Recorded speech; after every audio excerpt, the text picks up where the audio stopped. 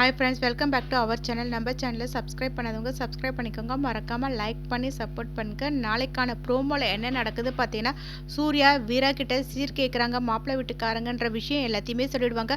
அதை கேட்ட வீரா பார்த்தீங்கன்னா செம்மையாக டென்ஷன் ஆகிட்டு மாப்பிள்ளை வீட்டுக்காரங்க கிட்ட போயிட்டு, நீங்கள் ராமச்சந்திரன் சார் கிட்ட சீர் வேணும்னு சொல்லி கேட்டிங்களா அப்படின்னு வந்து கேட்டுட்டு இருப்பாங்க. அதை கேட்ட எல்லாரும் பார்த்தீங்கன்னா வீரா பேசுறதை பார்த்து வந்து நின்றுட்டு இருப்பாங்க. கண்மணி வீரா கிட்ட நான் சொல்கிறேன் அப்படின்வாங்க. அப்போ வீரா வந்து கண்மணி கிட்ட, நீ என்ன சொல்லுவ, நீ இதுக்கு உடந்தியா, நான் தான் உன்னை கேட்குறேன்ல சொல்லு அப்படின்வாங்க. அப்போ மாப்பிள்ளையோட அம்மா வந்துட்டு, இங்கே பாருமா, நீங்கள் கொடுக்கறத வாங்கி வச்சு தான் நாங்கள் குடும்பம் நடத்தணும்னு எந்த ஒரு அவசியமே கிடையாது. அந்த அளவுக்கு நாங்கள் வசதி வாய்ப்பு இல்லாமல் இல்லை. அதுவும் இல்லாமல் எல்லாரும் குடும்பத்துலேயும் நடக்கிறது தான்.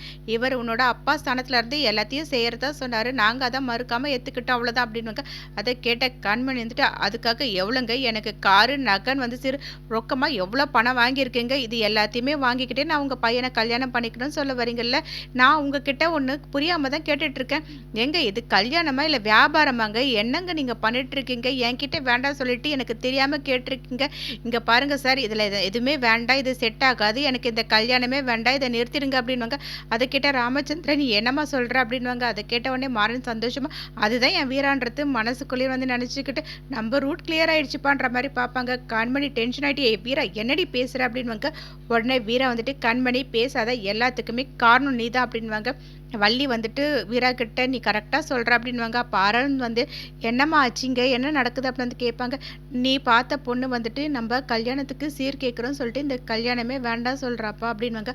உடனே வீரா வந்து அரவிந்தை பார்த்துட்டு, சாரி அரவிந்த், நியாயமாக பார்த்தா போலீஸை வர வச்சு தான் உங்கள் எல்லாருமே வழி அனுப்பியிருக்கணுமே.